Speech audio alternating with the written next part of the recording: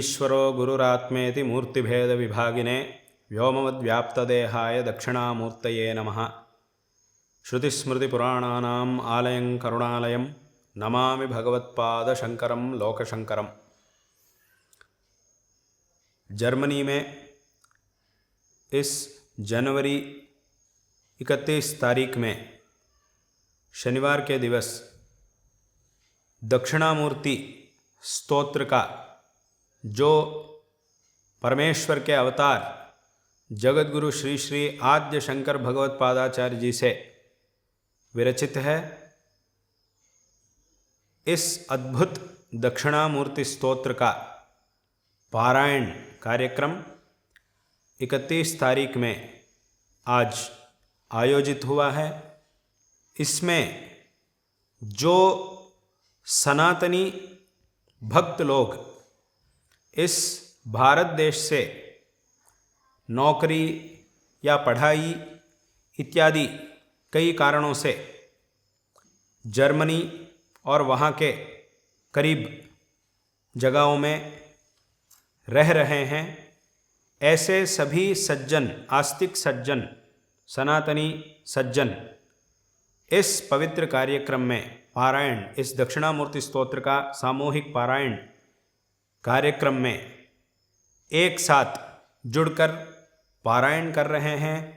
ये बहुत बहुत संतोषजनक बात है और ये बहुत बहुत प्रशंसनीय बात भी है, क्योंकि देश से इतना दूर, स्वदेश से इतना दूर निकलने के बाद, जाने के बाद भी हमारी जो मूल परंपरा है, जो आस्था है, इसे आज भी बचाकर ऐसी आस्था से इस परंपरा की महत्ता को जानकर ऐसे कार्यक्रमों को वहाँ आयोजित करना बहुत बहुत संतोषजनक बात है और ये हमारे जीवन की सार्थकता के लिए बहुत बहुत आवश्यक भी है।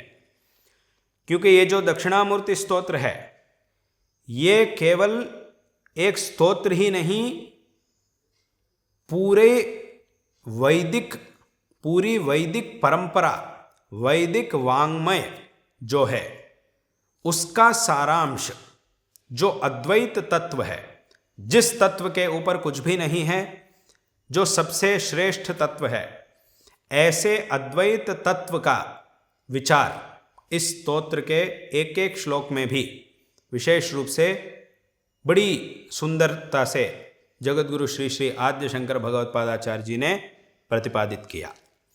इसीलिए इस स्तोत्र का एक एक श्लोक के अर्थ को समझने से पूरा वेदांत तत्व को हम अच्छी तरह समझ सकते हैं और इसमें एक एक श्लोक का अर्थ का विवरण अगर हम करते रहेंगे तब उसमें पूरा वेदांत तत्व का वर्णन इसमें हो जाएगा। ऐसा एक अद्भुत स्तोत्र है ये दक्षिणामूर्ति स्तोत्र। शंकर भगवत पादाचार्य जी ने प्रस्थानत्रय भाष्य और विवेक चूड़ामणि इत्यादि प्रकरण ग्रंथों में औपनिषद अद्वैत तत्व का वर्णन किया, प्रतिपादन विस्तृत रूप से किया और उनके स्तोत्रों में भी उन्होंने कई जगहों में भगवान की महिमा का वर्णन करते हुए इस तत्व को भी उन्होंने बड़ी सुंदरता से प्रतिपादन किया। इसीलिए आज भी शंकर भगवत पादाचार्य जी से विरचित जो स्तोत्र है, इनके समान स्तोत्र आज तक नहीं आया और नहीं आएगा भी। ऐसे अद्भुत स्तोत्रों की रचना जगतगुरु श्री श्री आद्य शंकर भगवत पादाचार्य जी ने की थी और हम सब इन स्तोत्रों का पठन करने वालों की परंपरा में जन्म लिए हैं और इन स्तोत्रों को पठन करने का सौभाग्य हम सबको मिला है। ये बहुत बहुत सौभाग्य की बात है। इसलिए सभी लोगों को गर्व होना चाहिए कि हम इस परंपरा में जन्म लिए हैं। तो इसीलिए हम और एक बार यहाँ के सभी भक्त लोगों की प्रशंसा करना चाहते हैं कि आप ऐसे एक कार्यक्रम की आयोजना करके सभी लोग इसमें जुड़कर स्तोत्र का पठन कर रहे हैं। ये बहुत बहुत संतोषजनक बात है।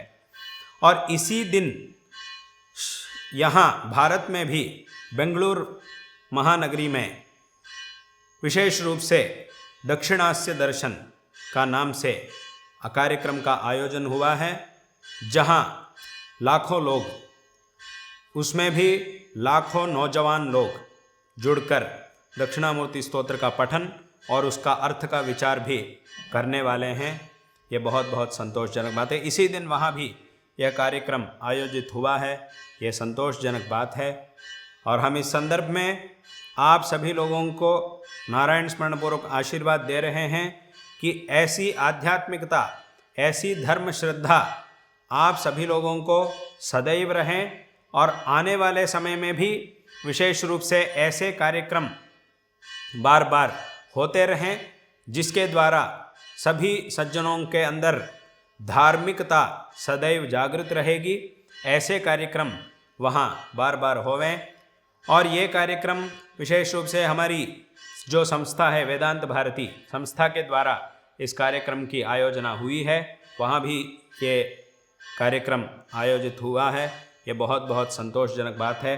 इसी प्रकार आने वाले समय में भी ऐसे कार्यक्रम होते रहें और ऐसे कार्यक्रमों में सभी लोग जुड़कर ऐसा सत्संग में भाग लेना चाहिए सभी लोगों को। ऐसा भी हम इस संदर्भ में कहना चाहते हैं। और एक मुख्य विचार यह है कि जो महापुरुष जिन्होंने हमें ऐसा एक श्रेष्ठ मार्ग को दिखाया और जिनकी वजह से ये भारत देश आज भी भारत देश के रूप में विराजमान है, जिनकी वजह से आज भी हम इस सनातन धर्म का आचरण कर पा रहे हैं, ऐसे जो महापुरुष है जगतगुरु श्री श्री आद्य शंकर भगवत पादाचार्य जी, जो स्वयं परमेश्वर के अवतार है, महादेव के अवतार हैं, उनके जो अवतार दिवस, जो जयंती दिवस जो है वैशाख शुक्ल पंचमी, इस दिन में सभी लोगों को शंकर जयंती का आचरण भी करना चाहिए। जैसा हम हर साल श्री राम नवमी, शिवरात्रि, नवरात्रि, गणेश चतुर्थी, कृष्णाष्टमी इत्यादि आचरण करते हैं, ऐसा ही वैशाख शुक्ल पंचमी के दिन शंकर जयंती का भी आचरण सभी जगहों में होना चाहिए। और आजकल बहुत लोग जागृत होकर सभी जगहों में शंकर जयंती का आचरण कर रहे हैं। भारत देश में तो सभी जगहों में शंकर जयंती का आचरण हो रहा है और विदेश में भी जहाँ हमारे सनातनी लोग रहते हैं, चाहे वो अमेरिका में हो या यूके में हो, ऐसा कई जगहों में शंकर जयंती का, ऑस्ट्रेलिया में वहाँ भी शंकर जयंती का आचरण किया जा रहा है। ऐसा ही अभी जर्मनी इत्यादि कई जगहों में भी जहाँ हमारे आस्तिक लोग, सनातनी लोग बड़ी संख्या से रहते हैं, वहाँ भी शंकर जयंती का आचरण अवश्य ही होना चाहिए। और ऐसे शंकर जयंती के शुभ संदर्भ में सभी लोगों को मिलकर शंकर भगवत पादाचार्य जी की पूजा और उनके जो उपदेश है उन उपदेशों का चिंतन और उन्होंने जिन स्तोत्रों की रचना की थी उनका पठन इत्यादियों को भी सभी लोग मिलकर करना चाहिए। ऐसा हम इस संदर्भ में सभी लोगों से कहना चाहते हैं। तो ऐसे कार्यक्रम का भी, शंकर जयंती महोत्सव का भी, अभी आने वाले समय में शंकर जयंती महोत्सव का भी आचरण विशेष रूप से हो, ऐसा हम इस संदर्भ में सभी लोगों को सूचित करना चाहते हैं।